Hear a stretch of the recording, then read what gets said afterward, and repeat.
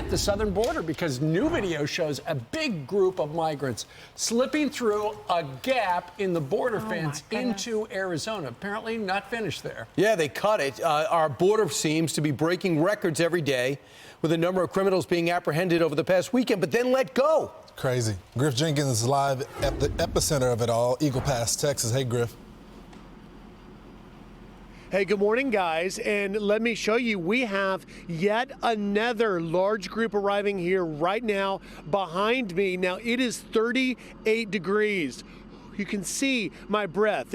Wind is blowing, it's frigid, but yet as the light's coming up, and I'm gonna have my cameraman Dalton just push in there, bear with me with the lighting conditions, but this is what we've been seeing every single day. Not sure how big this group is, but you can see just beyond the bodies here lining up on that razor wire is the river. Yesterday, there were more than 2,200 migrant crossings here just in the Del Rio sector. I encountered one man from Angola. They had some 20 plus Haitians. Seeing Haitians again is really alarming the officials because they haven't seen them for a while, since going back 2 years when, of course, you saw the tens of thousands under the bridge in Del Rio. This is the second day in a row we've had Haitians of concern here, and that is all a part of the problem. Now, if we want to split the screen possibly or take you out to Lukeville, you can see the Lukeville numbers also surging, and that is what the officials are sounding the alarm on because we haven't seen those. Now,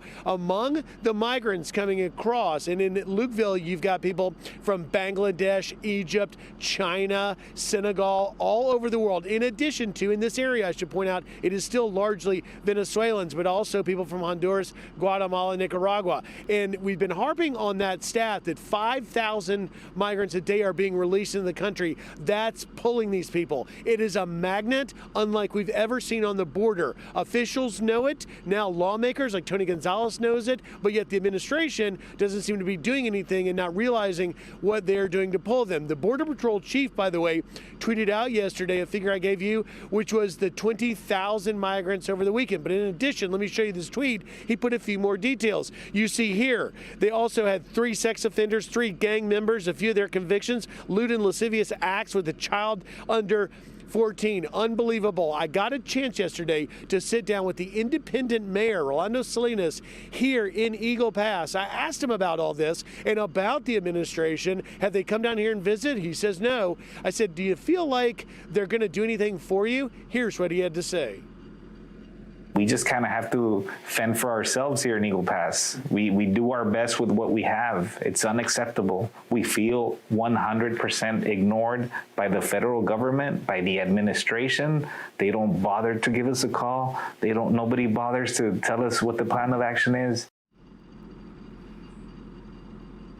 And just lastly, before I let you go, I'm just going to push one more time because we're just getting some light on these migrants and make the point, which is why these agents are so overwhelmed. Here in the Eagle Pass area, you've got no more than about 40 agents on any given shift. They've been working around the clock, being overwhelmed 50 to 1, 60 to 1. Out in Lukeville, we learned the ratio of illegal immigrants crossing to Border Patrol agents on the line. It's 200 to 1. That is creating the challenge that they have here, and it is one that just simply isn't giving them a break. That's why they're reaching a breaking point. That's why morale is suffering. And as the sun comes up, and I wish I had a little more light, I'd give it to you, you're going to see this all day long. Yesterday, we had at least 4 large groups of well over 100. We'll see what we're in for today. Guys, I'll send it back to you. Hey Griff, what was this?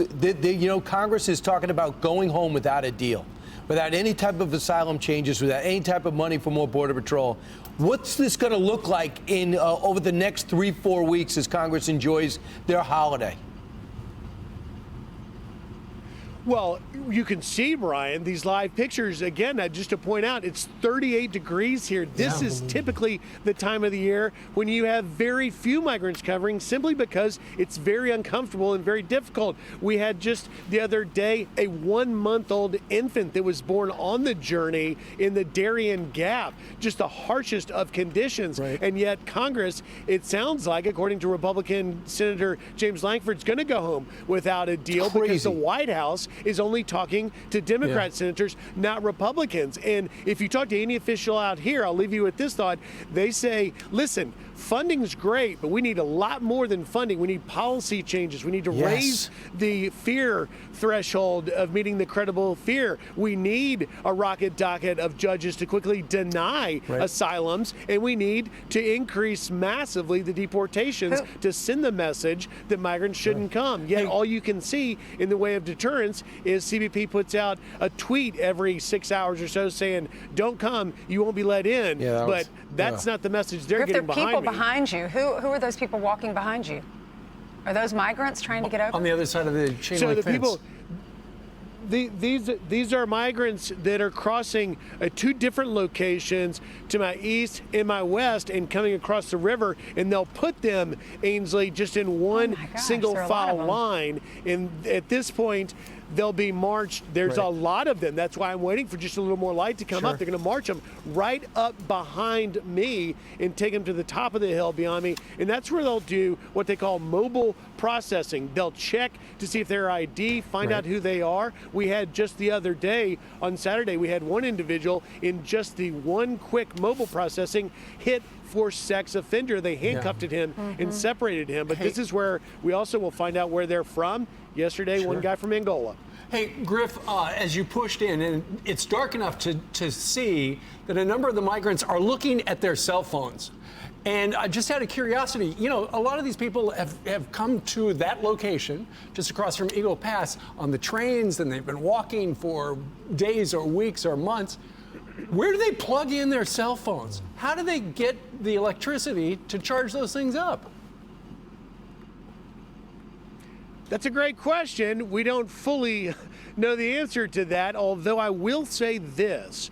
And I interviewed a migrant that was telling us that immigration officials along the way, this was last week, told me that the immigration officials had given migrants GPS coordinates of where to go in Piedras Negras, that's the Mexican town across the river from us, to get to this specific point, directing migrants right here. So I'm willing to surmise that many of them are using their phones to make sure they're going to the right spot. Why? Because they know that they will be taken into custody. They're going to get warm this morning, that's for sure. They're going to get those shiny Mylar blankets. They'll get probably water, and they'll be taken to a processing center not far from here where they will warm up, and then ultimately they will be released. And we have found on multiple occasions the migrants that have filled out the CBP One app on their phones, but yet still crossed illegally because they got tired of waiting, but they were holding on to that CBP One application to, I guess, give them some assurance just in case they had a problem being released.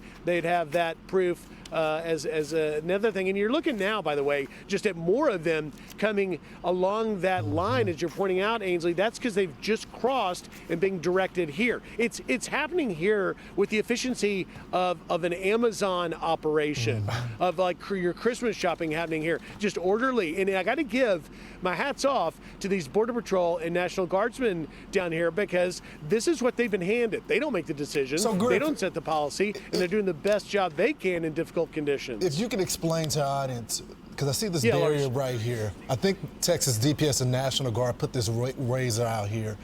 Who's down there doing the processing? Has Border Patrol already made it down there? Because normally Texas DPS will take them in and wait, detain them until the Border Patrol gets there. Has Border Patrol already arrived there on the scene?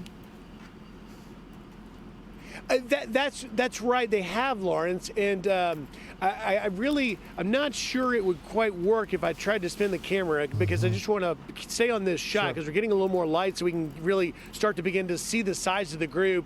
Yesterday's morning group turned into in excess of 400. But where the river is, we've got the National Guard just to receive them. But then about 1,000 yards, 500 to 1,000 yards beyond where I'm standing, up a winding road at the top of a hill, you can see Border Patrol and a bus already already waiting. In fact, Dalton, my cameraman, is going to absolutely yell at me. But Dalton, is it possible to spin around and just show, this is a little bit rough. Yeah, and you can just see beyond us. We'll try and show this to you. You can see a Border Patrol truck, and you can see a bus that's already waiting. And I apologize for the rough TV turn here we're making. Yep. But just since you asked, Lawrence, you can see at the top of the hill, you've got up here a Border Patrol truck at the top. That's the green stripe. And then a bus. That bus, just out of view, is waiting. So they're going to try and process them as fast as possible. But right now, we've got more and more coming across that river. All right, and Griff, because you mentioned the sun coming up, we're going to check back in with you in about a half an hour